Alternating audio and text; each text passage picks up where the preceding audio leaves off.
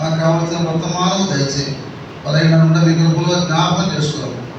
యేసుక్రీస్తు వారి యొక్క పరిశుద్ధమైన నామమున ప్రార్థన చేసి వేడుకుంటున్నాం తండ్రి, ఆమేన్.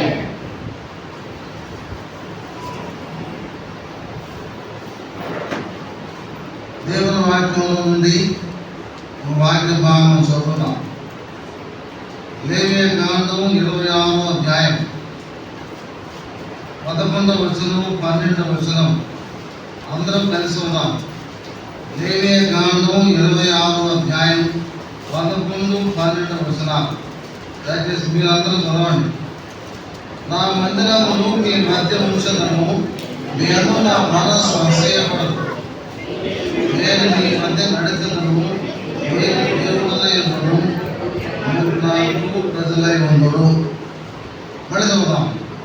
నా మందిరమును మీ మధ్య ఉంచదను, మీ అందు నా మనస్సు అసహ్యపడదు. నేను మీ మధ్య నడిచెదను, నేను దేవుడనై ఉండును, మీరు నాకు ప్రజలై ఉండును. దేవుడు చదువుకున్న వాక్య భాగములు మన కొరకే దీవించునుగాక. ఇది నూతన యెరూషలేము ప్రార్థన మందిరం. మనం మందిరం అనేటువంటి వాక్యం చదివాం. నా మందిరమును మీ మధ్య ఉంచెదను. దేవుని వాక్యంలో మందిరం గురించి 7 విషయాలు ఉన్నాయి. ఏమిటి 7 విషయాలు? 7 విషయాలు ఏమిటంటే, మొదటిది, దేవుని వాక్యంలో 8 రకాల మందిరాలు ఉన్నాయి. రెండవది, దేవుని మందిరం ఎందుకు తన ప్రజల మధ్యలో ఉంచాడు.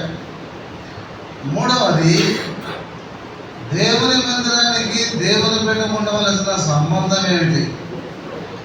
నాలుగవది, మందిరంలో నుంచి దేవుడి నుంచే ధన్యతలు ఏమిటి. ఐదవది, మందిరం నిర్లక్ష్యం చేసి నష్టపోయిన వాళ్ళెవరు. ఆరవది, మందిరం ప్రేమించి వర్ధిల్లిన వారెవరు.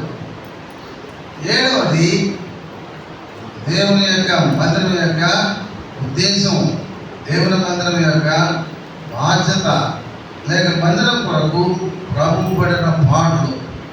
ఇవి మనం ఇప్పుడు చదువుకున్నటువంటి 7 విషయాలు. మొదటిది, దేవుని వాక్యంలో 8 రకాల మందిరాలు ఉన్నాయి. దేవుని వాక్యంలో 7 రకాల మందిరాలు ఉన్నాయి. నేను చెప్పడమే కొంచెం స్పీడ్గా చెప్తాను. మీరు వింటే చాలు. బైబిల్ అన్ని తీసి చదివి ఉందా లేదని ఆలోచన చేస్తున్నాం. వినండి జాగ్రత్తగా. 7 విషయాలు ఇప్పుడు చదవాలంటే, ధ్యానించాలంటే చాలా టైం పడుతుంది. అందుకని కొంచెం జాగ్రత్తగా వినండి. మొట్టమొదటి బైబిల్లో దేవుని మందిరం అనేది ఆదికాండం 28వ అధ్యాయం 17వ వచనం, 18వ వచనం. 28, 15, 16, 17. ఇది దేవుని మందిరమే కానీ వేరొకటి కాదు. నిశ్చయముగా ఈ స్థలం మందు దేవుడు ఉన్నాడు. దీనికి బేతేలను పేరు పెట్టాను. ఇది మొట్టమొదటి మందిరం. ఈ మందిరం యొక్క ఉద్దేశం ఏమిటంటే, దేవుడు యాకోబుతో మాట్లాడుతున్నాడు. దేవుడు దర్శించాడు, దేవుడు మాట్లాడాడు, దేవుడు వాగ్దానం చేశాడు, దేవుడు దర్శనం ఇచ్చాడు, పరలోక దర్శనం ఇచ్చాడు. దేవదూతలు కనపడ్డారు, నిచ్చెన కనపడుతుంది, దేవుడు మాట్లాడుతున్నాడు. పరలోకంలో ఉన్న మందిరాన్ని చూపించినాడు దేవుడు యాకోబుకు. అనుమతిమే కాదు, పరలోకానికి ఎలా చేరా అనేటువంటిది కూడా చూపించాడు దేవుడు. ఇది మొట్టమొదటి మందిరం. ఈ మందిరం గురించినటువంటి మాట అక్కడ ఏమైపోయిందంటే, తెల్లవారిపోయిన తర్వాత యాకోబు చేసిన పని ఏమిటి తెలుసా? తన తల కింద పెట్టుకున్న రాయి తీసి నిలబెట్టి దాని మీద నూనె పోసి ఇది దేవుని మందిరమగును అన్నాడు. అంటే రాయి స్తంభముగా నిలబడిన దేవుని మందిరము. అక్కడ రాయి ఉంది, అక్కడ ఏమి లేకపోయినా అక్కడ ఎవరున్నారు? దేవుడు ఉన్నాడు. అది నిశ్చయముగా ఈ స్థలములో దేవుడు ఉన్నాడు. దానికి గుర్తుగా రాయి నిలబెట్టాడు. ఇక్కడ దేవుని మందిరము రాయి స్తంభముగా నిలపబడిన మందిరం. దేవుడు ఎక్కడైనా ఉండగలడు. అది రాయైనా, అది గుడారమైనా, ఎక్కడైనా దేవుడు ఉండగలడు.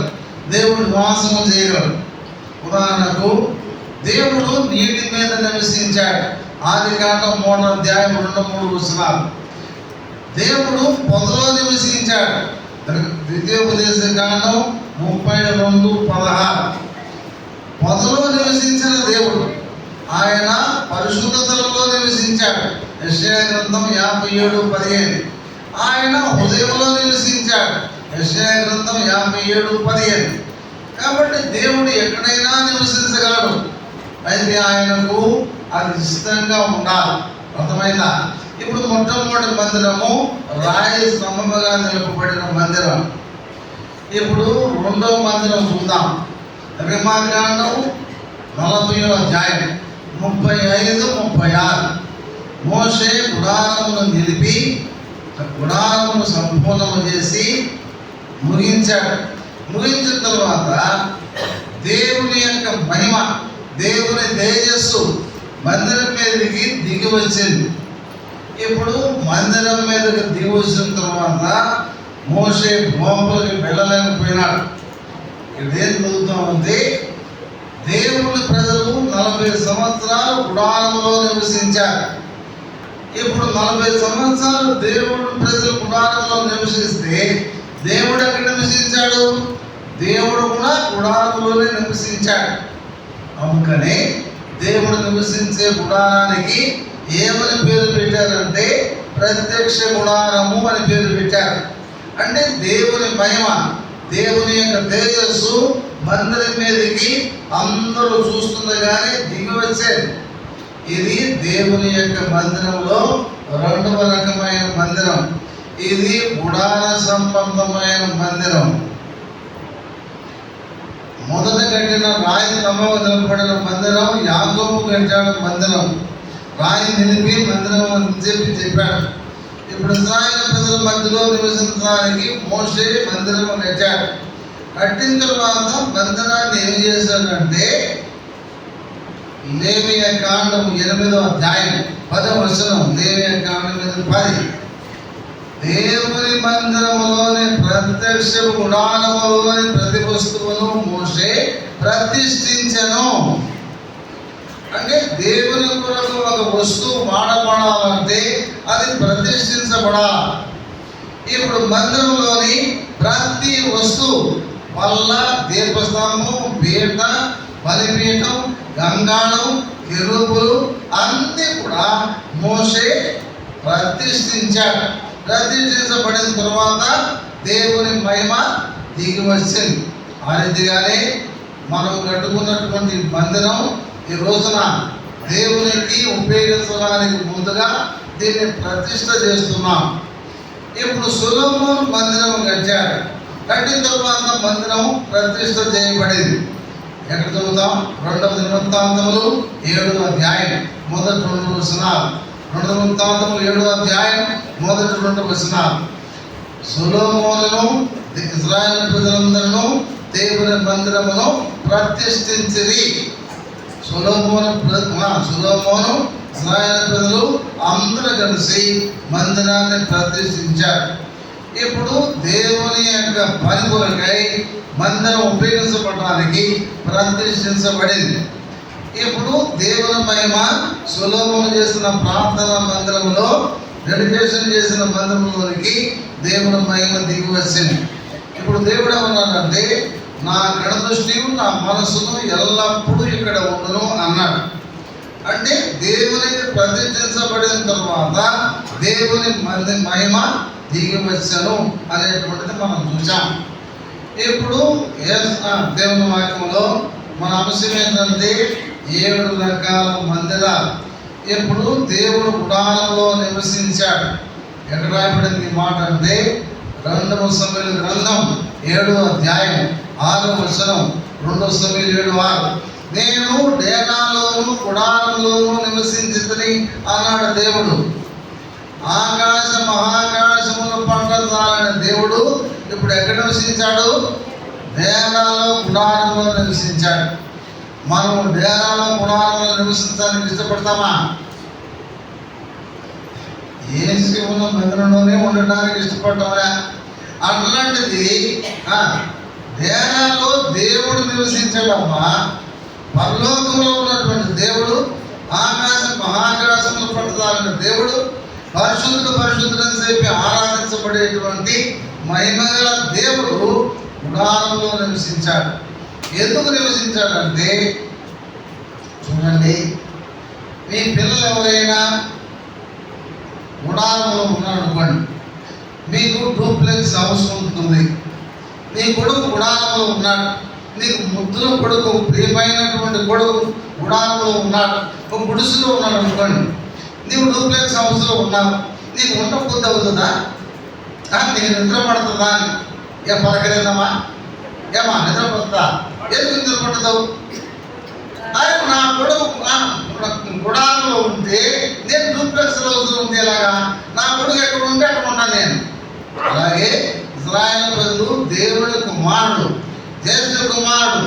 ఇశ్రాయేలు ప్రజలు గుడారంలో ఉండి పరలోకాన్ని వదిలిపెట్టి దేవుడు ఇశ్రాయేలు ప్రజల మధ్యలో నివాసము చేశాడు, గుడారంలో నివాసము చేశాడు. ఇప్పుడు 2 స్థలాలు అయిపోయినాయి, 2 రకాల మందిరాలు. ఇప్పుడు 7 రకాల మందిరాలు చూడాలి. 2 రకాల మందిరాలు అయిపోయినాయి. ఈ 7 రకాల మందిరాలు మీరు చూడకుండా చెప్పాలా? అర్థమైందా? అప్పుడే మీ అందరికీ భోజనం.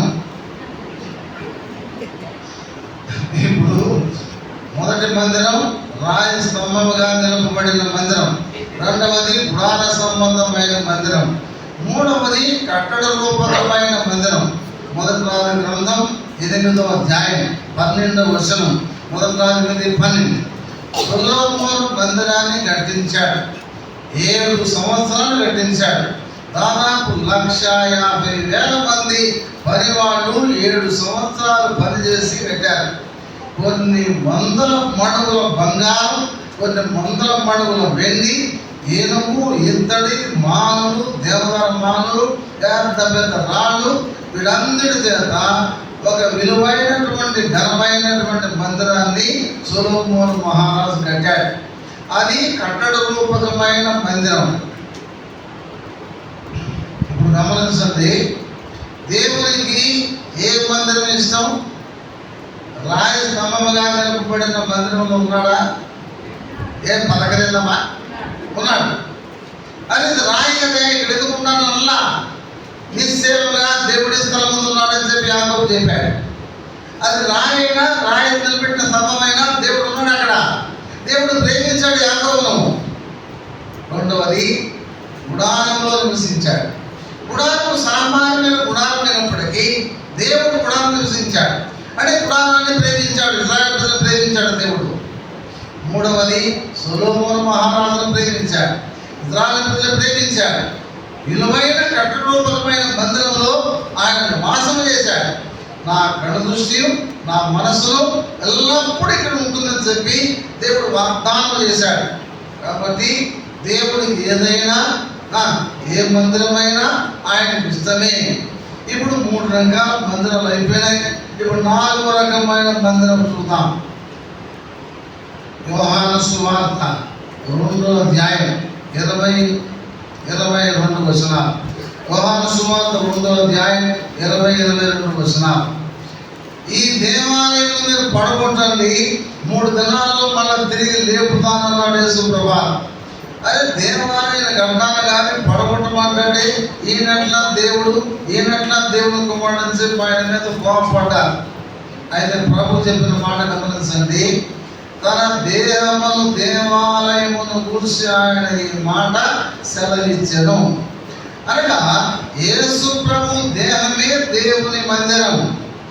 పరలోకము నుండి దేవుడు భూలోకానికి వచ్చాడు, యేసు ప్రభు రూపంలో వచ్చాడు. దేవుడు యేసు ప్రభు యొక్క దేహములో నివాసము చేశాడు. దేవుని ఆలయముగా యేసు ప్రభు యొక్క దేహం ప్రజలందరికీ కనబడింది. దేవునిలో ఉన్నటువంటి గుణాలన్నీ యేసు ప్రభులో ఉన్నాయి. అందుకని కొలసీ పత్రిక 3వ అధ్యాయం 15వ వచనం, కొలసీ 1:15, యేసుక్రీస్తు అదృశ్య దేవుని స్వరూపి ఆది సంభూతుడై ఉన్నాడు. అనగా యేసు ప్రభు దేవుని స్వరూపం. పరలోకము నుండి దేవుని స్వరూపం దిగివచ్చి భూలోకంలో నివసించింది. ఇది 4వ మందిరం. యేసు ప్రభు దేహం అనేటువంటి 4వ మందిరం.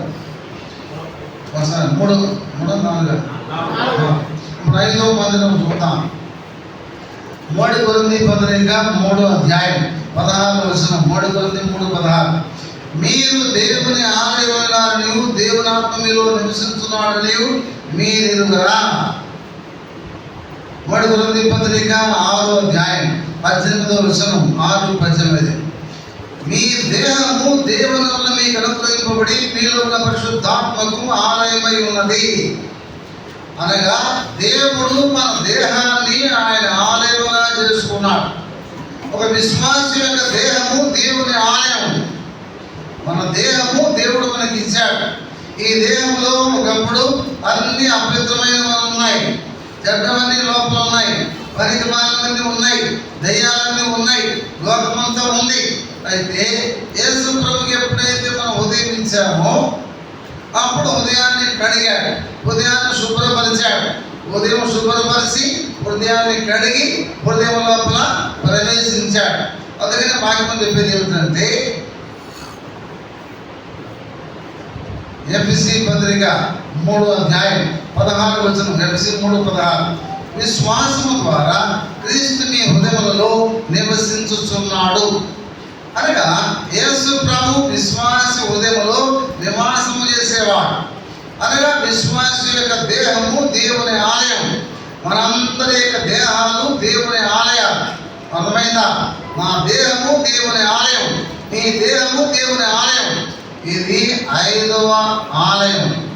అందుకని మీ దేహము దేవుని మీకు అనుగ్రహించబడి మీలో ఉన్న పరిశుద్ధాత్మకు ఆలయమై ఉన్నది. ఈ ఆలయాన్ని పరిశుద్ధంగా మనం కాపాడుకోవాలి. 24 గంటలు ఈ పరిశుద్ధాలయాన్ని, మన దేహాన్ని పరిశుద్ధంగా కాపాడుకోవాలి. దీనిలోనికి అపవిత్రమైనవి, అసహ్యమైనవి ఏమి ప్రవేశించడానికి అవకాశం లేకుండా ఈ దేవాలయాన్ని మనం కాపాడుకోవాలి. ఇప్పుడు 5 మందిరాలు అయిపోయినాయి. ఇప్పుడు 6వ మందిరం. 1 పేతురు పత్రిక 2వ అధ్యాయం 5వ వచనం 6వ వచనం.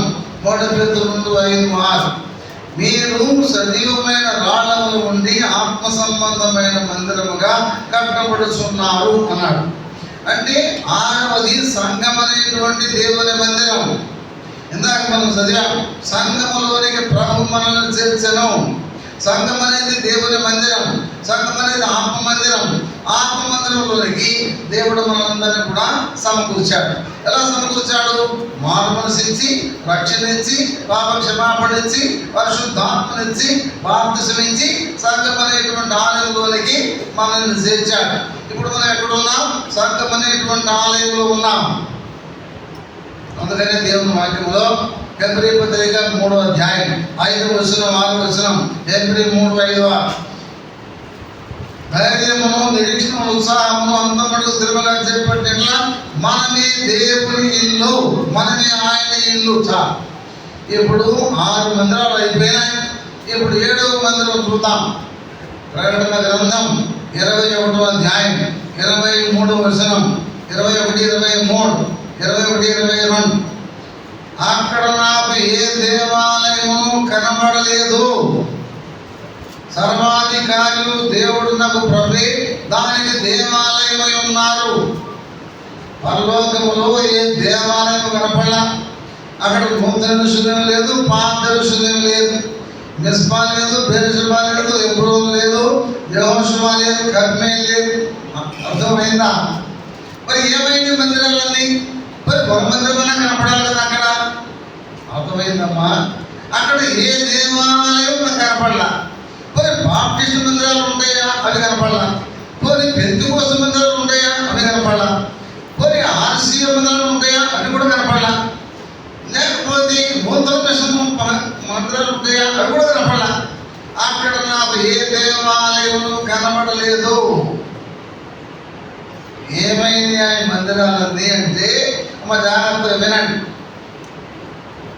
మందిరాలన్నీ చాలా జాగ్రత్తగా, చాలా గట్టిగా మనం కట్టుకున్నాం. ఒక మందిరాన్ని మించి ఒక మందిరం స్ట్రాంగ్గా కట్టిన అర్థమైందా? ఏది తుఫాను కానీ భూకంపానికి కానీ ఇక దేనికి కానీ పడకుండా చాలా జాగ్రత్త కట్టినాం. అయితే ఈ మందిరాలన్నీ ఇక్కడే ఉండిపోతాయి. అర్థమైందా? అయితే ఈ మందిరాల్లో ఉన్నటువంటి విశ్వాసులు మాత్రమే పైకి వెళ్ళిపోతారు. అర్థమైంది సార్? అర్థమైందా? మందిరాలన్నీ ఇక్కడే ఉంటాయి. మందిరాల్లో ఉన్న విశ్వాసులు మాత్రమే వెళ్ళిపోతారు. ఎలా వెళ్ళిపోతారు? నిమిషంలో రెప్పపాటుల మార్పు చెంది మేఘముల మీద కురుపబడి ఆ పరలోకాన్ని కురుపబడతారు. మనం ఎల్లకాలం చిరకాలం యుగయుగాలు ఉండేది ఈ మందిరంలో కాదు, ఆ మందిరంలో. అది పర్మనెంట్ దేవాలయం, యుగయుగములు ఉండేటువంటి దేవాలయం. ఆ దేవాలయంలో ఉండాలంటే ముందు ఈ దేవాలయంలో యేసు ప్రభు ఉండాలి. ఆ దేవాలయంలో ఉండాలంటే సంఘం అనేటువంటి ఆయన ఆలయంలోనికి నువ్వు వచ్చి ఉండాలా. సంఘం అనే ఆలయంలో లేకపోతే, నీ హృదయం దేవుని ఆలయంగా చేయబడకపోతే ఆలయంలో ప్రవేశించే అవకాశం లేదు. ఇప్పుడు ఆలోచన చేయండి. నీ హృదయంలో యేసు ప్రభు ఉన్నాడా? యేసు ప్రభు నివాసం చేస్తున్నాడా?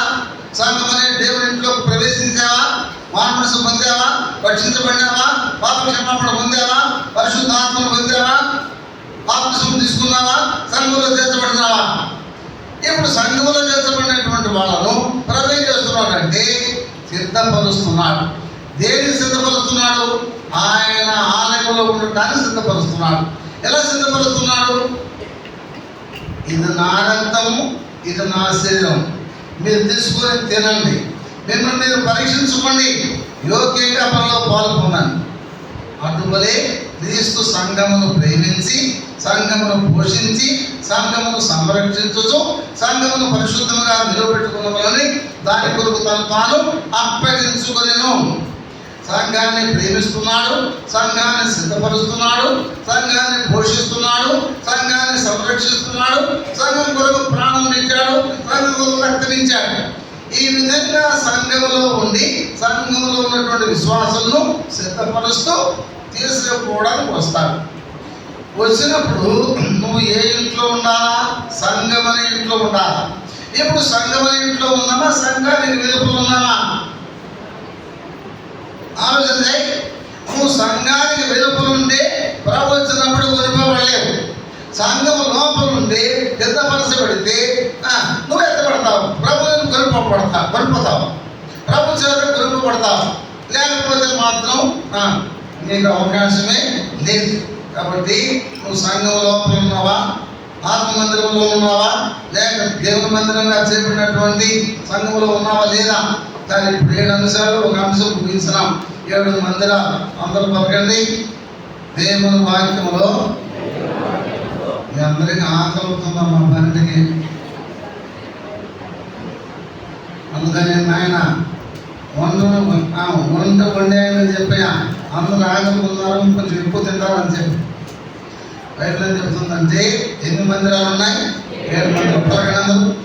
దేవుని మందిరంలో మొదటి మందిరము రాయి స్తంభముగా నిలపబడిన మందిరము, గుడార సంబంధమైన మందిరము,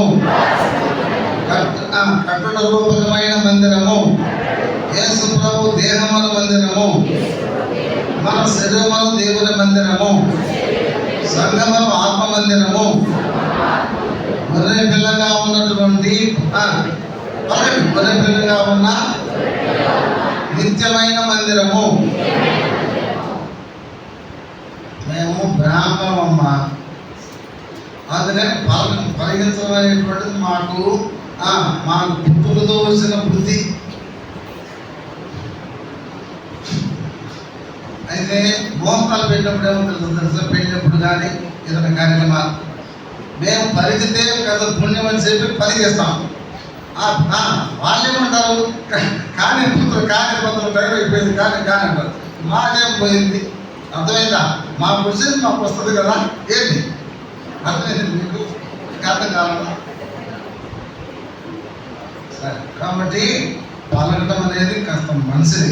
అది దేవుని వాక్యంలో మనం చదువుకున్నటువంటి 7 అంశాలు. 2వ అంశం, ఎందుకు దేవుడు తన మందిరాన్ని మన మధ్య ఉంచాడు? What is the purpose of house of God in our meditation? దేవుని ఉద్దేశం ఏమిటి? ఇట్లాగా ఈ మందిరం ఇక్కడ ఉండడంలో దేవుని ఉద్దేశం ఏమిటంటే 10 రకాల ఉద్దేశాలు ఉన్నాయి. నెంబర్ 1, నిర్గమాకాండం 25వ అధ్యాయం 8వ వచనం 28, నేను వారి మధ్య నివసించున్నట్లు అన్నాడు. దేవుడు నివసించడానికి దేవుని మందిరం ఒకటి. 2వది నిర్గమాకాండం 29వ అధ్యాయం 42వ వచనం, 43వ వచనం, 44వ వచనం, 45వ వచనం, 29, 42, 45, నేను అక్కడ వారిని కలుసుకుందును. దేవుడు కలుసుకునే స్థలం దేవుని మందిరం. 2 అయిపోయినాయి. 3వది, నేను అక్కడ వారితో మాట్లాడుదును. దేవుడు మాట్లాడే స్థలం దేవుని మందిరం. 3 అయిపోయినాయి. 4వది, నేను వారిని పరిశుద్ధపరిచదును. దేవుని మందిరం. 5వది, నేను వారికి దేవుడునై ఉండును. ఇప్పుడు మళ్ళీ చెప్తాను. మొదటిది, దేవుడు నివసించడానికి దేవుని మందిరం. దేవుడు కలుసుకోవడానికి దేవుని మందిరం. దేవుడు మాట్లాడడానికి దేవుని మందిరం. దేవుడు పరిశుద్ధపరచడానికి దేవుని మందిరం. దేవుడు దేవుడే ఉండడానికి దేవుని మందిరం. దేవుడు మందిరం కనుక లేకపోతే మనకందరూ దేవుళ్ళే. అర్థమైందా? ఇంటికి ఒక దేవుడు, ఊరికి ఒక దేవుడు, మనిషికి ఒక దేవుడు ఉన్నా కదా. అయితే ఈ మందిరం ఏర్పాటు చేయడం ఉద్దేశం ఏంటంటే మనందరికీ ఒకే దేవుడు, నేను మీకు దేవుడను అని చెప్పి ఒకటే దేవుడు, ఆ దేవుడు నమ్ముకొని ఆ దేవుని మనం జీవించాలి. ఇప్పుడు 5 ఉద్దేశాలు అయిపోయినాయి. 6వది ఏంటంటే చూద్దాం. నిర్గమాకాండం 40వ అధ్యాయం 34, 35, మేఘము మందిరం మీద నుండి పైకి లేచినప్పుడల్లా వారు ప్రయాణమైంది. మందిరం మీదకి మేఘము దిగి వచ్చి అది కదలనంత వరకు వారు ప్రయాణం చేయకూడదు. వారి ప్రయాణ పద్ధతి ఇది అన్నాడు. అంటే మందిరము దేవుని ప్రజలను నడిపించున్నది. అంటే నడిపించడానికి మందిరం, దేవుని నడిపించడానికి దేవుని మందిరం. ఇప్పుడు 6 అయిపోయినాయి. ఇప్పుడు 7వది సంఖ్యాకాండం 10వ అధ్యాయం 34, 35, సంఖ్యాకాండం 10, 34, 35, శత్రువుల పైన విజయమిచ్చుటకు దేవుని మందిరము. అనగా మన చుట్టూ శత్రువులే, మన చుట్టూ సైతాను ఉంటాడు, మన చుట్టూ శత్రువులు ఉంటారు. వీరందరి పైన మనకు విజయం ఇచ్చేది దేవుని మందిరం ద్వారా. ఇప్పుడు 7 అయిపోయినాయి. ఇప్పుడు 8వ చూద్దాం దేవుని వాక్యంలో. 2 వృత్తాంతాల గ్రంథం 2వ అధ్యాయం 4వ వచనం, 2:4, నిత్యము దేవుని మందిరములో దహన బలులు అర్పించవలెను. అనగా నిత్యము ప్రార్థన జరగడానికి దేవుని మందిరం. తర్వాత నిత్యము దేవునికి ధూపం వేయడం దేవుని మందిరం. అంటే ఆరాధన. నిత్యము ప్రార్థన జరుగుతున్నారా, నిత్యము ఆరాధన జరుగుతున్నా, అందుకొరకు దేవుని మందిరం. ఇప్పుడు 9 అయిపోయినాయి. 10వది ఏంటి చూద్దాం. 2వ వృత్తాంతములు 2వ అధ్యాయం 4వ వచనం, 5వ వచనం, నా నామ ఘనత కొరకు దేవుని మందిరము నిర్మించబడవలెను అన్నాడు దేవుడు. అనగా మందిరం ద్వారా మనుషులు కాదు కనపరచబడాల్సింది, దేవుడు కనపరచబడాలి. దేవుని నామ ఘనత కొరకు దేవుని మందిరం. అంత పలకండి. దేవుని మందిరం యొక్క ఉద్దేశమేమి? ఎందుకు దేవుడు మందిరమును మన మధ్యలో ఉంచెను? దేవుడు మన మధ్య నివసించుటకు, దేవుడు మనలను కలుసుకొనుటకు, దేవుడు మనతో మాట్లాడుటకు, దేవుడు మనను పరిశుద్ధపరుచుటకు, దేవుడు మనకు దేవుడై ఉండుటకు, దేవుడు మనలను నడిపించుటకు, దేవుడు మనకు శత్రువుల పైన విజయం ఇచ్చుటకు, దేవునికి ఎల్లప్పుడూ ప్రార్థనలు చేయుటకు, దేవునికి నిత్యము ఆరాధించుటకు, దేవుని నామ ఘనత కొరకు దేవుడు మన మందిరమును మన మధ్య ఉంచెను. 2 నిమిషాలు అయిపోయాయి, ఇంకా 5 ఉన్నాయి. మూడవది ఏంటంటే దేవుని మందిరానికి దేవుని పెట్టుకుండవలసిన సంబంధం.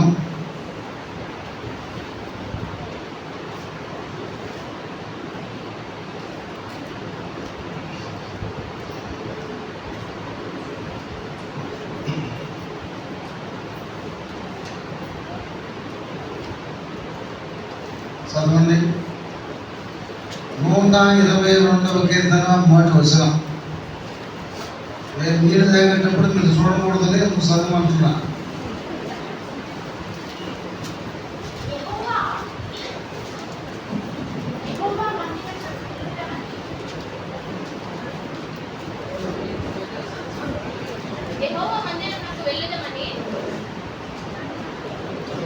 వెరీ గుడ్, చాలా బాగా చదివినందుకు చాలా వందనాలు.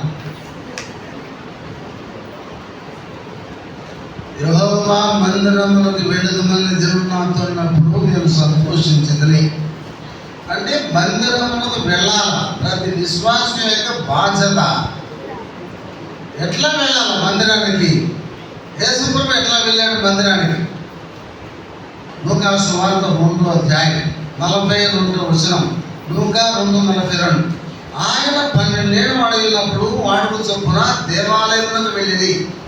యేసు ప్రభు 12 సంవత్సరాల వయసు నుండి దేవాలయానికి వాడుకగా వెళ్ళేవాడు.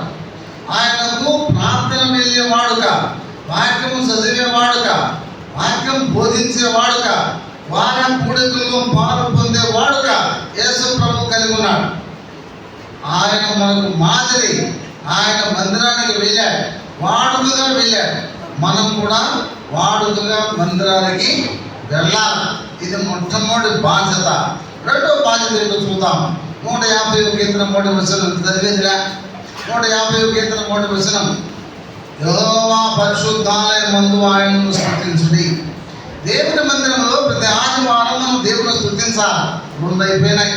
మూడవది 26వ కీర్తన 8వ వచనం. 26:8.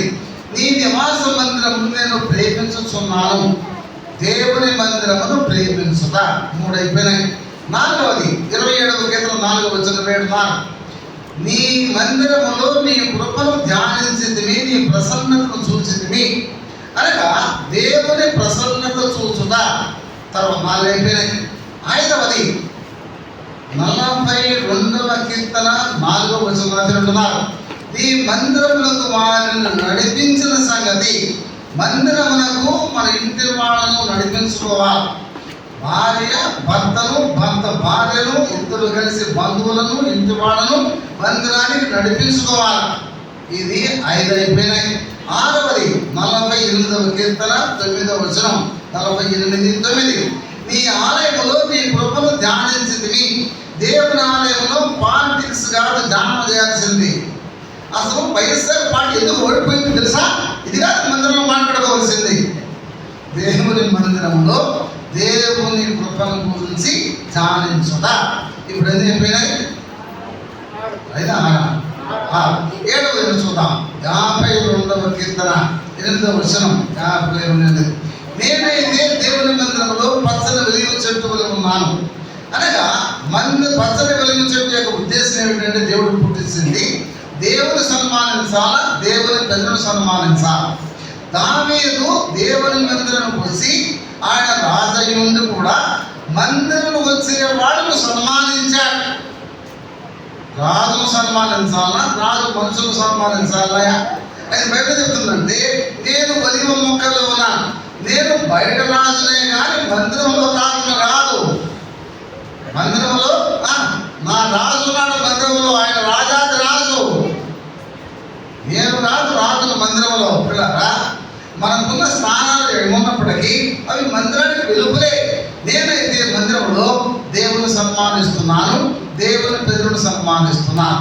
అలాంటి వెలుగు చెట్టు వల్ల మందిరంలో ఉన్నాను. తర్వాత 66వ కీర్తన 13వ వచనం.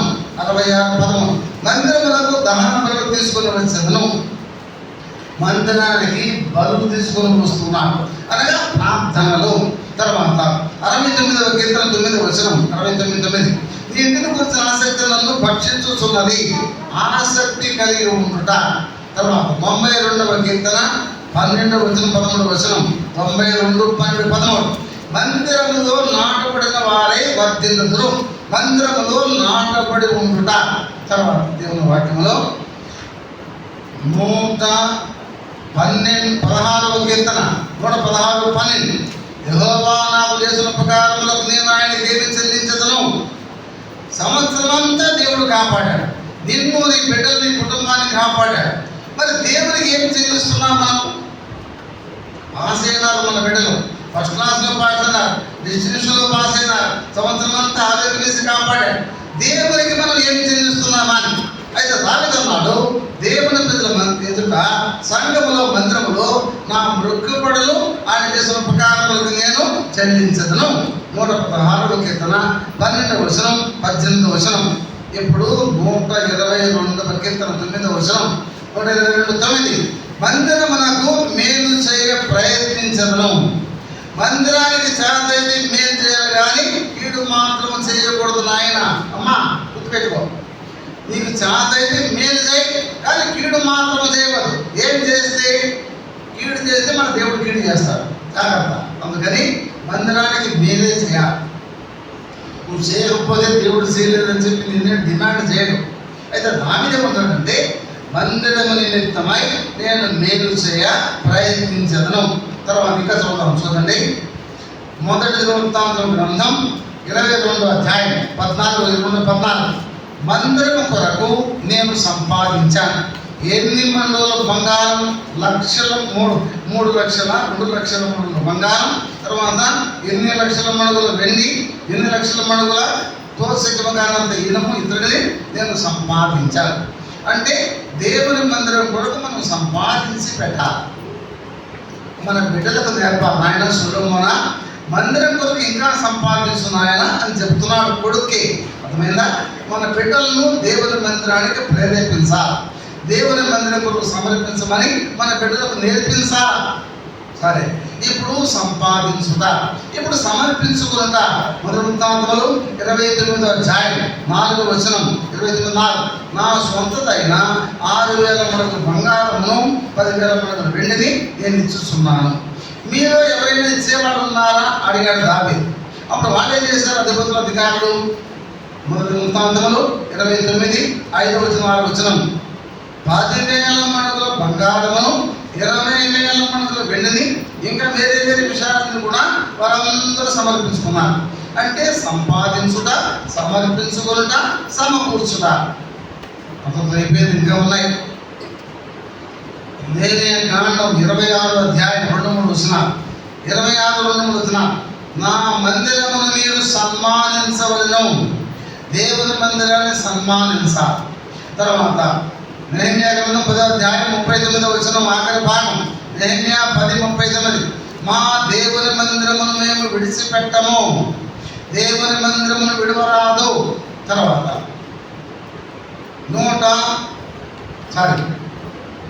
ప్రసంగి గ్రంథం 5వ అధ్యాయం 1వ వచనం, 5:1. దేవుని మందిరము పోవునప్పుడు నీ ప్రవర్తన జాగ్రత్తగా చూసుకోను. మన ప్రవర్తన జాగ్రత్తగా చూసుకోవాలి. మన సాక్ష్యం జాగ్రత్తగా కాపాడుకోవాలి. లేకపోతే ఈ ముందరికి పోయే వాళ్ళందరూ ఇలాంటి వాళ్ళే అనిపిస్తుంది లోకానికి. అందరూ జాగ్రత్తగా మన ప్రవర్తన జాగ్రత్తగా కాపాడుకోవాలి. తర్వాత మలాకి గ్రంథం 3వ అధ్యాయం 10వ వచనం. మలాకి 3:10. దేవుని భాగాన్ని నమ్మకంగా దేవుని ఇంటికి మనం తీసుకురావాలి. దేవుని భాగం దేవుని తీసుకుని వచ్చా. తర్వాత లూకా సువార్త 2వ అధ్యాయం 35, 37. లూకా 2:35-37. మందిరములో సేవ చేయాలి. మందిరంలో ఉపవాస ప్రార్థన చేయాలి. మందిరాన్ని విడవకూడదు. మందిరంలో ఉపవాస ప్రార్థన చేయాలి. మందిరంలో సేవ చేయాలి. తర్వాత అపోస్తుల కార్యం 2వ అధ్యాయం 45వ వచనం, 145. ప్రతి దినము దేవాలయములో తప్పక కూడుకొనవలెను. ఇది ఆదివారం మాత్రమే కాదు, ప్రతి దినం దేవుని మందిరంలో కూడుకోవాలి. అందరూ పలకండి. దేవుని మందిరమునకు విశ్వాసమైన మనకు ఉండవలసిన సంబంధము. మందిరములకు మాడుగా వెళ్ళవలెను. మందిరములో దేవుని స్తుతించవలెను. మందిరమును ప్రేమించవలెను. మందిరములో ప్రసన్నను చూడవలెను. మందిరములకు ఇంటి వారిని నడిపించవలెను. మందిరములో దేవుని కృపను ధ్యానించవలెను. మందిరములో దేవుని ప్రజలను సన్మానించవలెను. మందిరములో దేవుని సన్మానించవలెను. మందిరములకు దహనబలులు తీసుకురావలెను. మందిరములకు ఆసక్తి కలిగి ఉండవలెను. మందిరములో నాటబడి ఉండవలెను. మందిరములకు మొక్కుబడులు చెల్లించవలెను. మందిరములకు మేలు చేయవలెను. మందిరములకు సంపాదించవలెను. మందిరములకు సమర్పించుకొనవలెను. మందిరములకు సంపాదించవలెను. సమర్పించవలెను. మందిరమును విడవరాదు. మందిరమును సన్మానించవలెను. మందిరమునకు పోవునప్పుడు ప్రవర్తన జాగ్రత్తగా చూసుకునవలెను. మందిరములకు దేవుని పాదము నమ్మకంగా తీసుకురావలెను. మందిరములు ఉపవాస ప్రార్థన చేయవలెను. మందిరములు సేవ చేయవలెను. మందిరములో ప్రతిదినము తప్పక కూడుకొనవలెను. ఇవన్నీ చేయుటకు దేవుడు నాకు సహాయం చేయను గాక. 3 అయిపోయినాయి. 4వది ఏంటో చూద్దాం. 4వది ఏంటంటే మందిరములో నుండి దేవుడు ఇచ్చే ఆశీర్వాదాలు. నెంబర్ 1 కీర్తన 14 7వ వచనం. 14 7వ వచనం. మందిరములో నుండి రక్షణ కలుగు చేయును. మందిరం ద్వారా మనకు, మన బిడ్డలకు, మన కుటుంబానికి రక్షణ కలుగు చేయును. మన బిడ్డలు రక్షించబడే స్థలం, మన కుటుంబం రక్షించబడే స్థలం దేవుని మందిరం. మొదటిది. 2వది 21వ కీర్తనలో 9 విషయాలు ఉన్నాయి మందిరం నుంచి చూసే ఆశీర్వాదాలు. ఏమిటి 9? ఆపద కాలమందు నీకు ఉత్తరమిచ్చునుగాక. దేవుని నామము నిన్ను ఉద్ధరించునుగాక. 3 అయిపోయినాయి. 4వది ఆయన నిన్ను ఆదుకునుగాక. ఆయన నీకు సహాయం చేయునుగాక. నిన్ను ఉద్ధరించునుగాక. నిన్ను జ్ఞాపకం చేసుకునుగాక. నిన్ను అంగీకరించునుగాక. నీ కోరిక సిద్ధింపజేయునుగాక. నీ ఆలోచన సఫలపరచునుగాక. నీ ప్రార్థనను సఫలపరచునుగాక. మొత్తం 10 అయినాయి ఇప్పటికి. ఇప్పుడు 11 36వ కీర్తన 8వ వచనం. 36:8. మందిర సమృద్ధి వలన వారు తృప్తి పొందుతున్నారు. దేవుడు మందిరానికి వచ్చే బిడ్డలందరినీ కూడా దేవుడు తృప్తి పరిచేవాడు. ఇప్పుడు 11 అయినాయి. 12 92వ కీర్తన 12-13 వచనాలు. మందిరములో నాటబడిన వారై వర్ధిల్లుదురు. కుటుంబాన్ని దేవుడు వర్ధిల్ల చేయును. 12 అయినాయి. ఇప్పుడు 13 96వ కీర్తన 6వ వచనం. 96 ఘనపరచును. ఇప్పుడు 14 ఇప్పుడు 15 మందిరములో ఘనపరచును. అనగా ఘనత, ప్రభావములు, బల సౌందర్యములు మీ పరిశుద్ధ స్థలంలో ఉన్నది. అంటే పరిశుద్ధంలో ఉన్నటువంటి బలము, ఘనత, సౌందర్యము ఆయన బిడ్డలకు దేవుడు ఇస్తాడు. ఇప్పుడు 14 15 అయిపోయినా. 14 ఇప్పుడు 15వది ఏంటో చూద్దాం దేవుని వాక్యంలో. 122వ కీర్తన 7వ వచనం. 22:7. నీ ప్రాకారములలో నెమ్మది కలుగును గాక. నీ నగరులలో క్షేమముండును గాక.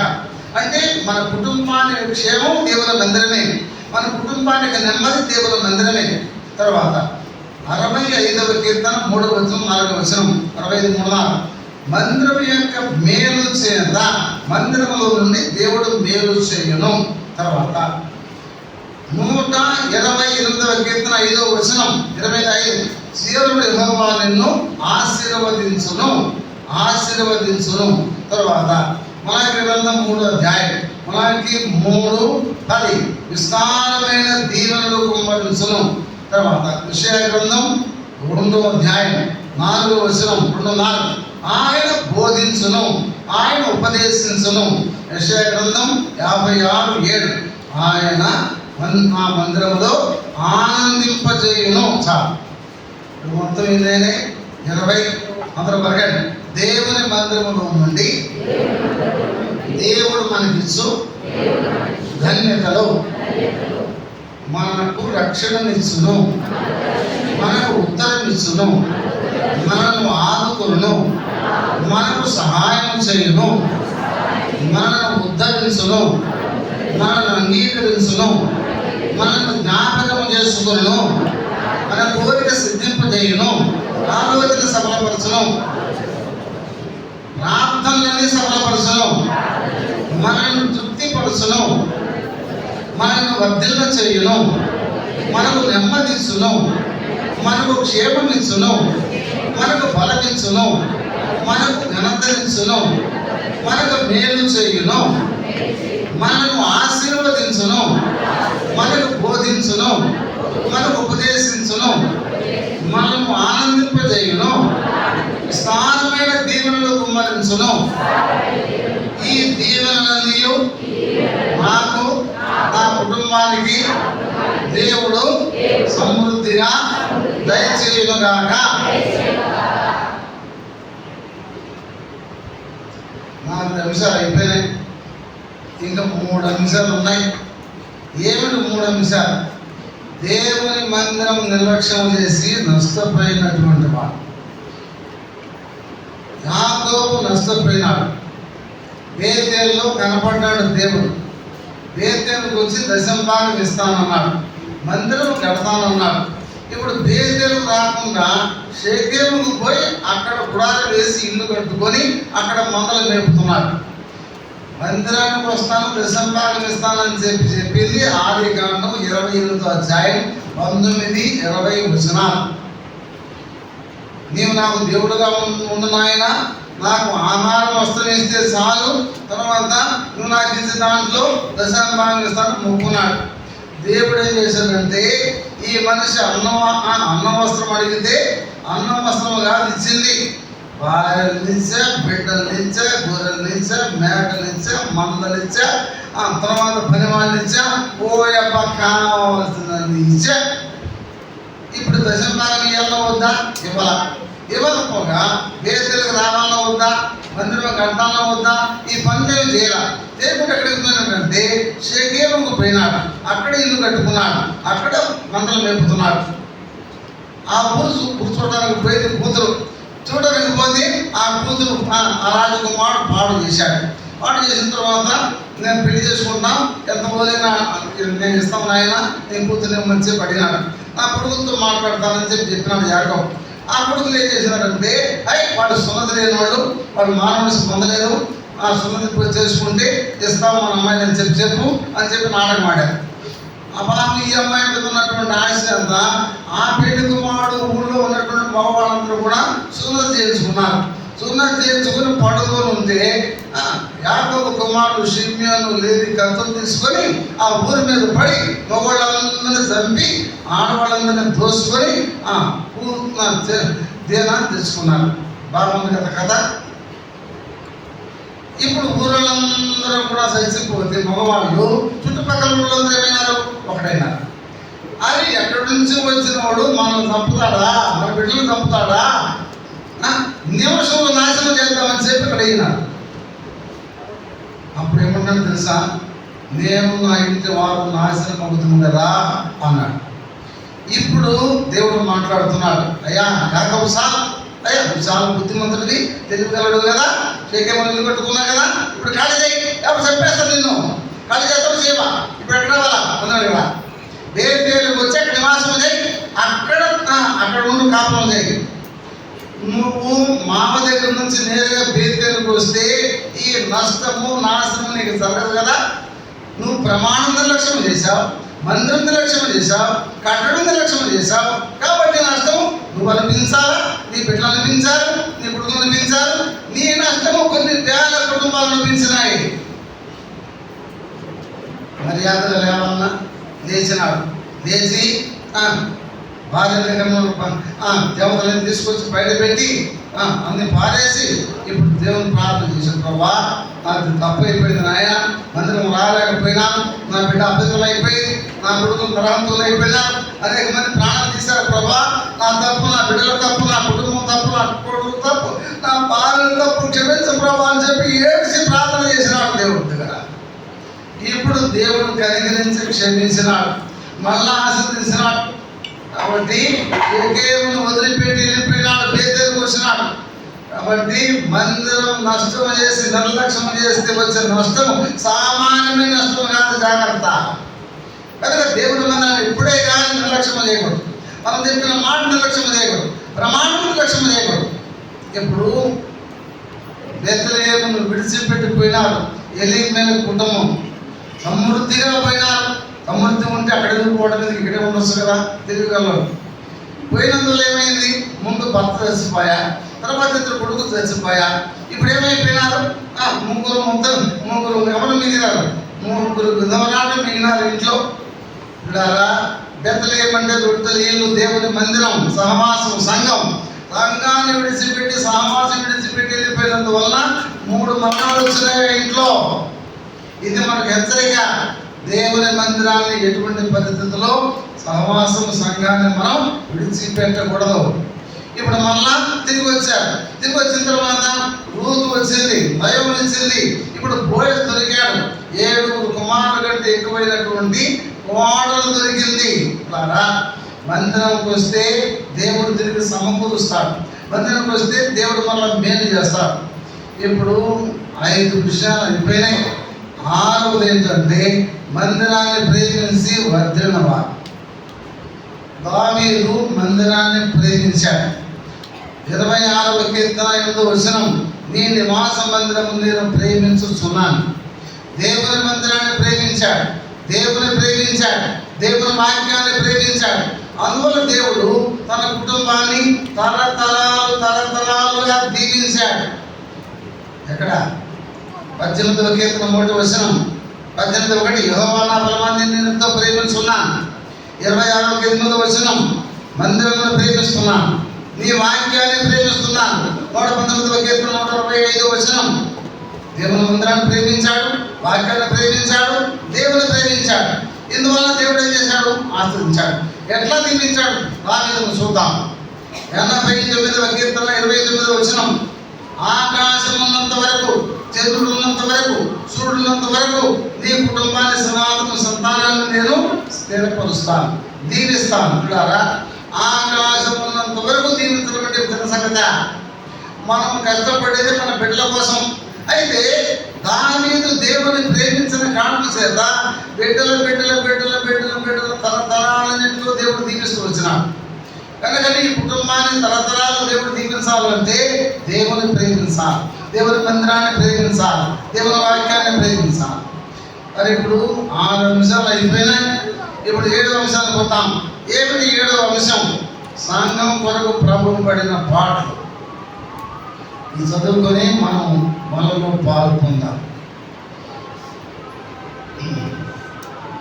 సంఘం కొరకు ప్రభువు పడిన పాటలు 10 విషయాలు.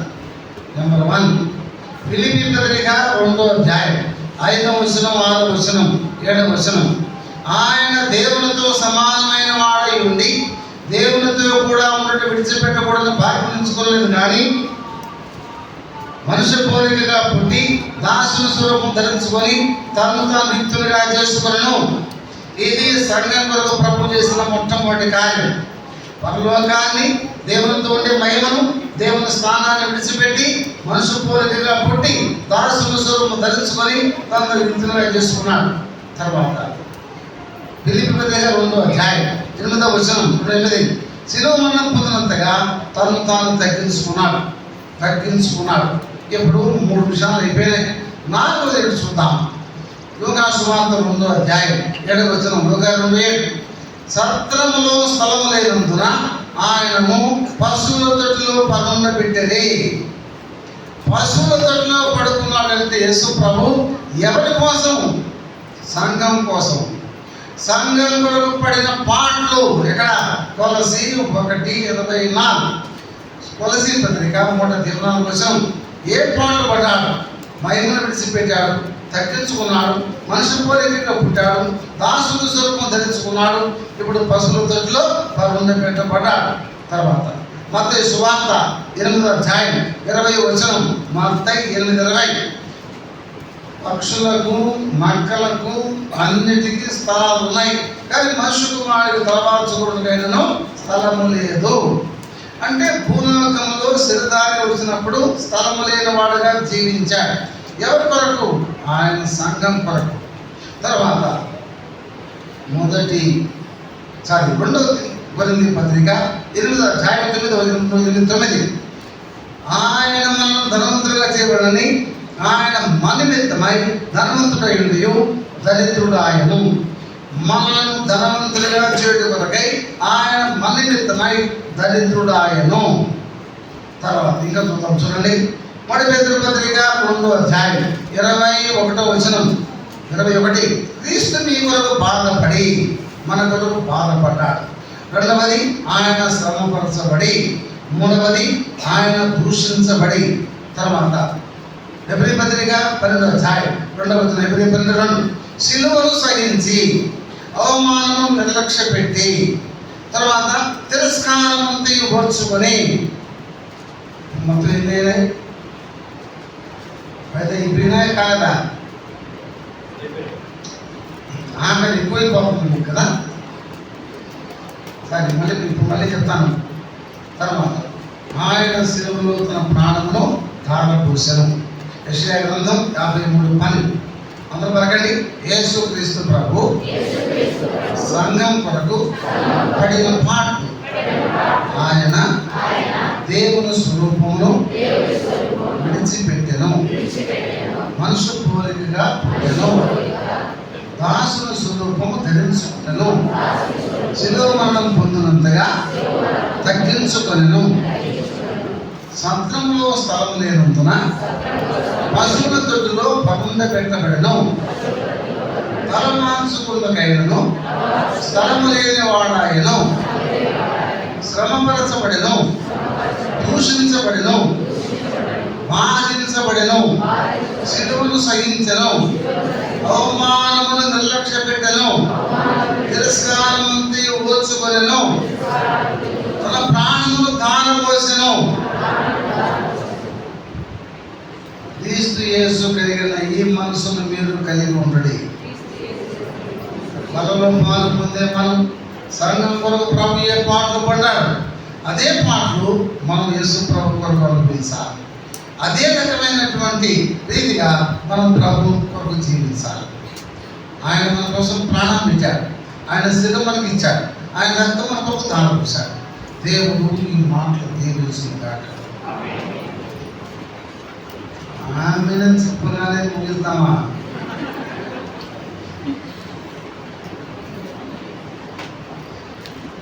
ఇప్పుడు 7 అంశాలు మళ్ళీ పూర్తిగా చెప్పాలి మీరు చూడకుండా. ఎన్ని రకాల మందిరాలు ఉన్నాయి నేను ఒక్కటి అందించను. చెప్పండి. 7 రకాల మందిరం చూడకుండా చెప్పండి సార్. రాజస్తంభం 1 3 4 5 6 7 very good. సరే, రెండవది ఎందుకు దేవుని మందిరాన్ని మన మధ్య ఉంచాడు? What is the purpose? దేవుని ఉద్దేశాలు 10 ఉద్దేశాలు దగ్గర. మొట్టమొదటిది నివసించడానికి, రెండవది, మూడవది, నాలుగవది, ఐదవది దేవుడై, ఆరవది నడిపించు, ఏడవది శత్రువుల పైన విజయం ఇవ్వడానికి, 8వది ప్రార్థన చేయడం, 9వది, 10వది ఆయన నామ. చాలా బాగా చెప్పారు సార్, చాలా వందనాలు. ఇప్పుడు అయిపోయిన 3వది దేవుని మందిరానికి విశ్వాసం ఉండవలసిన సంబంధం 20 చూసాం. ఇప్పుడు ఎలా చెప్పాడు? ప్రకటన చెప్పాడు, ఇంకా చెప్పాడుగా. మందిరాలకు వాడుకగా వెళ్తా స్టార్ట్ చేయండి. దేవుని స్తుతించుదా, దేవుని ప్రేమించుదా, దేవుని ప్రసన్న చూసుదా, మందిరమును నడిపించుదా, తర్వాత సన్మానించుదా, ప్రార్థన చేయుదా, సన్మానించుదా, తర్వాత మొక్కుబడులు చెల్లించుదా, మేలు చేయుదా, తర్వాత సమకూర్చుదా, సంపాదించుదా, తర్వాత దేవుని భాగం నమ్మకంగా దేవునించుదా, తర్వాత దేవాలయమును విడవకుండుట, తర్వాత ప్రవర్తన జాగ్రత్తగా కాపాడుకుంటా. ప్రతిదినం దేవాలయం తప్పక 3 అయిపోయినాయి. 4వది ఆశీర్వాదాలు. చెప్పండి, ఆశీర్వాదాలు చూడమని చెప్పండి.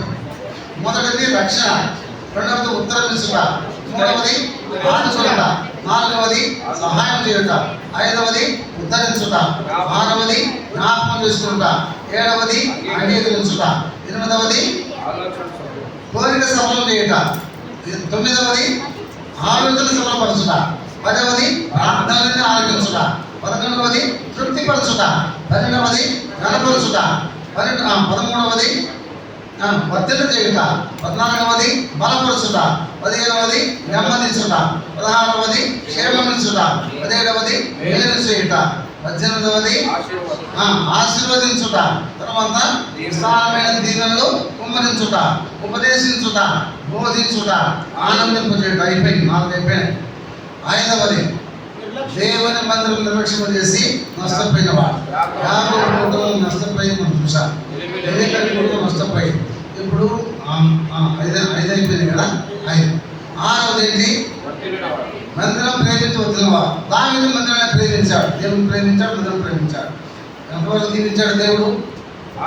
ఆకాశం ఉన్నంత వరకు దేవుడు దీవించాడు. అలాగే దేవుడు మనల్ని కూడా దీవించుకుంటాడు. ఇప్పుడు 7వది ఏంటి? సంఘం కొరకు పడిన ప్రార్థన చేసుకుందాం.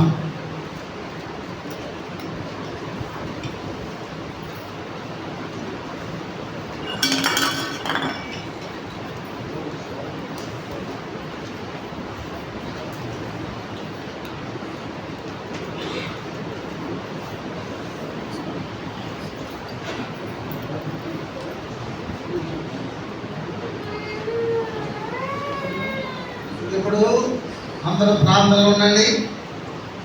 మనం దేవుని మందిరంతో ఎటువంటి సంబంధం కలిగి ఉన్నాం?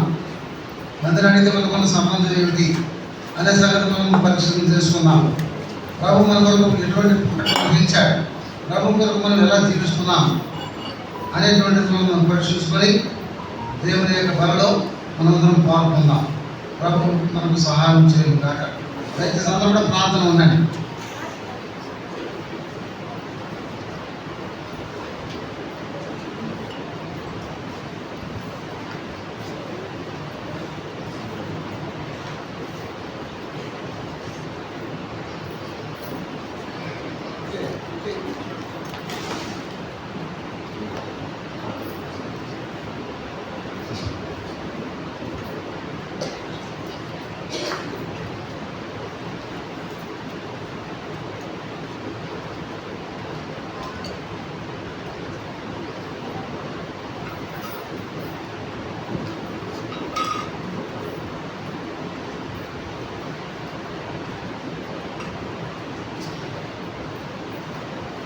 ప్రార్థన చేసుకుందాం. మనం ఇంతవరకు దేవుని వాక్యాన్ని విన్నాం.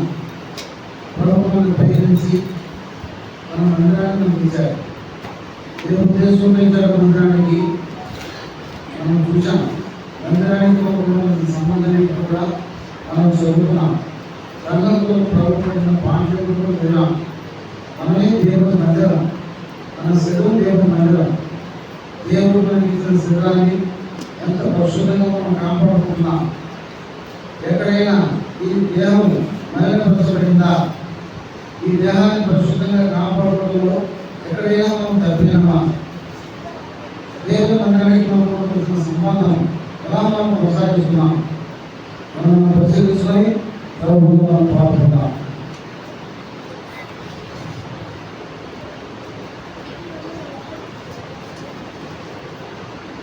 ప్రేమ మా పిల్లలకు తండ్రి మమ్మల్ని పరీక్షించుకొని ఈ పదలో పాల్గొనడానికి మమ్మల్ని సిద్ధపరచే స్తోత్రం, ఈ వాక్యం కొరకై స్తోత్రం. ఇది ఈ సిద్ధతను సాధించావు. ఆయన రక్షణతోని ఉదయంతో చెల్లించి దాన్ని తెలిసి ఇది మీ కొరకై నా శరీరం మనం జ్ఞాపకం చేసుకోవడం చేసిన మాట ఈ పాత్ర స్థుతిస్తూ యేసుక్రీస్తు నామమున ప్రార్థన చేసి పెట్టుకుంటున్నాము తండ్రి. ఎవరైతే వృద్ధులలో పాల్గొనడానికి సిద్ధంగా ఉన్నారో యేసుక్రీస్తు వారి యొక్క రక్తంలో శరీరంలో సాధించుకున్న పాపలు దీనికి వస్తాయి. మొట్టమొదట ఆయన శరీరం సాధించుకున్న రొట్టె దీనికి వస్తుంది. నేను భాగం తీసుకుని ప్రకటన గమనించండి. ఎవరైతే రొట్టెలో పాల్గొని సిద్ధంగాలో ప్రవేశిస్తూ వారి యొక్క శరీరం ఎదుర్కొన్నప్పుడు నేను భాగం తీసుకుని ప్రకటన గమనించండి.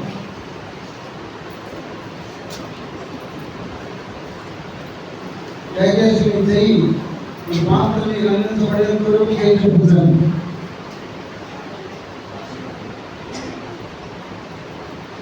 మనం ఇంట్లో దేవుని వాక్యాన్ని విన్నాం. దేవుని వాక్యంలో మనం పరిశీలించుకున్నాం. చిన్న భాగం తీసుకుని ప్రమాణం అందించాలి.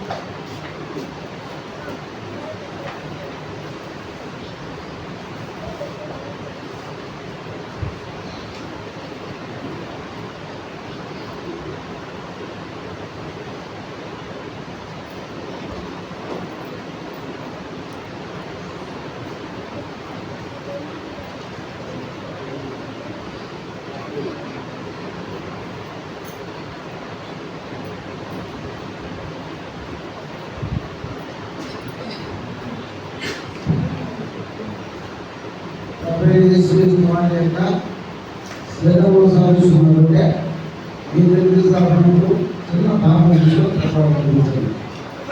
పాపంలో తీసాలి.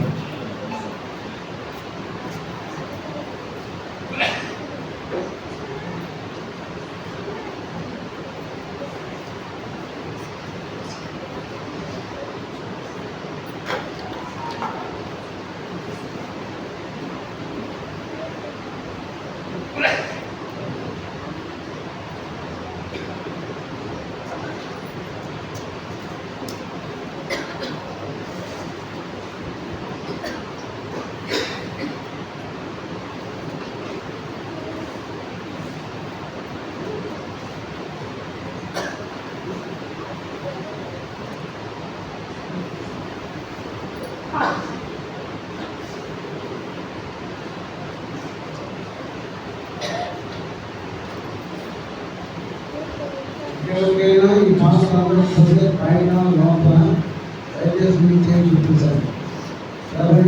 వారి యొక్క శరీరంలో సాధించుకున్న బిడ్డ మీకు అందించబడకపోతే దయచేసి చూపించాలి. ఆ కుటుంబంలో మీరు చేయించాలి.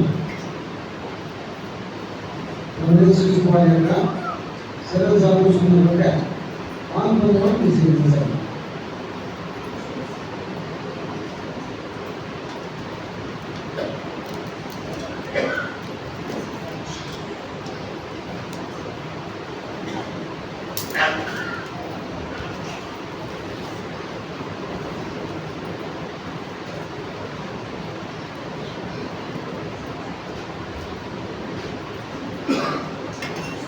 ప్రకారమే భోజనమైన పెంపకాయన పాల్గొనుకొని ఇది నిర్మించబడిన రక్తము ఈ కాలంలో జ్ఞాపకం చేసుకొని జీవించడం. ప్రేమ కలిగిన మా పిల్లలు మా ప్రతి రక్తం జీవించాలనుకున్నారు. మీరు జీవించిన అమూల్యమైన దోషమైన విషయాలపైన రక్తాన్ని బట్టి ఉన్నారు. ఆ రక్తం మనం దేవుడు దయచేసినందుకే ఉన్నారు.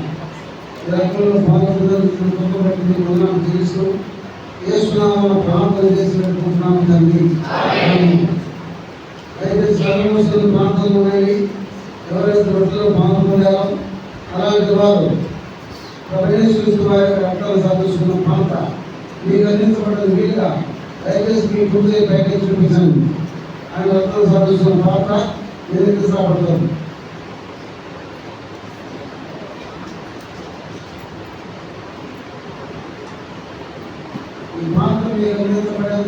దయచేసి మీడియా చూపించాలి.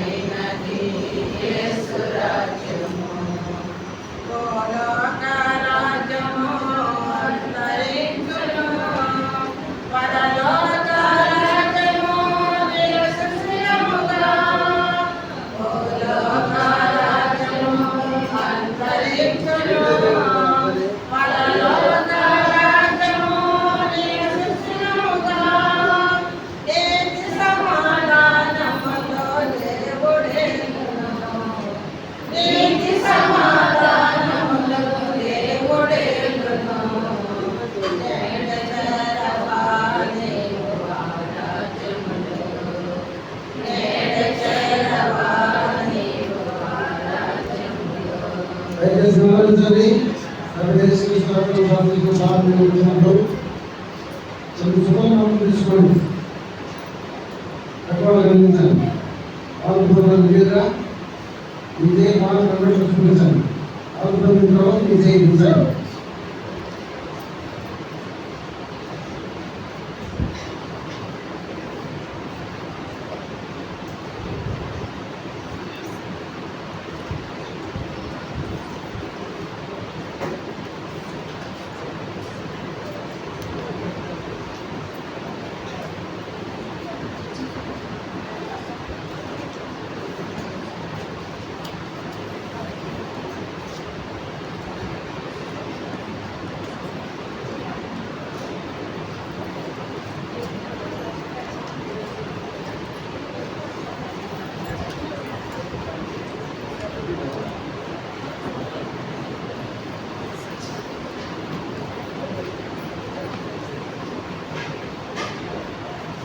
దయచేసి ప్రాంతంలో ఉండండి. ఎవరో పిల్లలు కూడా తెలియదు.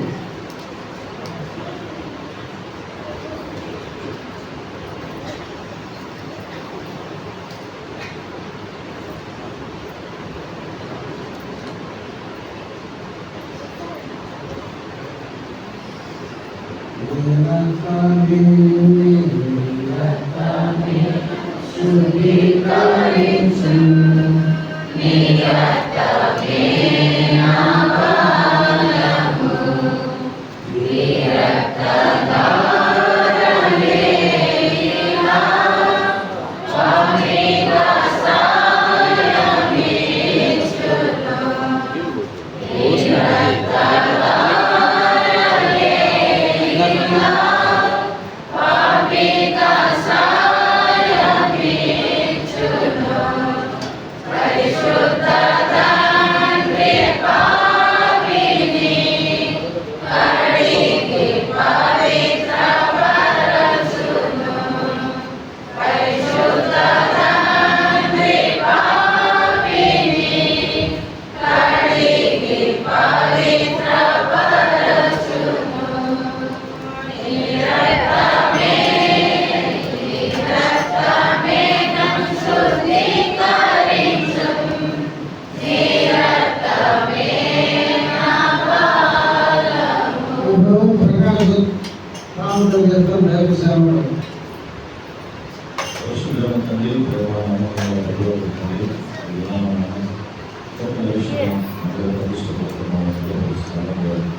వచ్చి మా ప్రాంతాన్ని ఆలోచించినారు. మా జీవితాలు ఎలా మేము జీవించాలని మనం తెలియజేసుకోవాల్సిన ఇక్కడ చేరువచ్చిన ప్రతి ఒక్కరు మాట్లాడుతున్నారుగా దేవుని మందిరం ఎలాంటిది అన్ని రకాల మందిరాలు దేవుని మందిరంలో మానవులైనటువంటి విశ్వాసమైనటువంటి సత్సంగాలు దేవుని మందిరాన్ని ప్రేమించుకోవాలని వచ్చే ఆశీర్వాదాలు మనం తెలియజేసుకోవచ్చిన వారిని వాటి ప్రకారం అందరూ కలిసి వారిని జీవించినప్పుడు వచ్చిన ఇక్కడ జీవించడానికి కనబడుతున్నారు సమన్వయంతో ప్రతి మంది తిరిగి లేచడానికి జీవించిన సమయంలో అమూల్యమైన సమయం జీవనాన్ని పంచండి సరిగ్గా విషయాలు పంచండి మన కార్యక్రమం అంతట్లో మనం సహాయపడతాం. ఈ ప్రాంతంలోని జీవజల నాలుగు తారీ అనేక మంది ఎత్తుకోవడానికి వచ్చాను. జీవముల దేవుని సత్యజీవని ఎదిగే ప్రాంతం చుట్టూ ప్రజలందరూ తెలుసుకున్నట్టు వచ్చాను. ఆయన చూడడానికి నన్ను అడుగు చదవాలని శ్వాసం వేస్తానన్నారు. నేను అడుగుతున్నాను, దయచేసి సహాయపడండి. చుట్టుపక్కల ప్రజలందరూ రక్షించవలసిందిగా ప్రార్థన చేస్తున్నాను. ప్రభావ ఇప్పుడు ఈ యొక్క పరిచయ అంతట్లో కావాల బయట విషయాన్ని తెచ్చాను. వందన సమయంలో దైవస్థాలు చెప్పుకుంటూ ఆచరిస్తాను. యేసు క్రీస్తు ప్రభావ ప్రార్థించి స్తుతించి వేడుచున్నాను.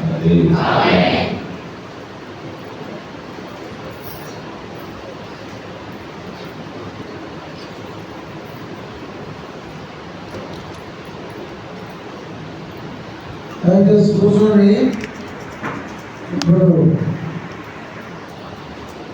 ఒకసారి లేచి పాడమా, వదలు పాడమా, నూతనమైన విషయమా ఆ పాట వదలు పాడమా. ఇక్కడ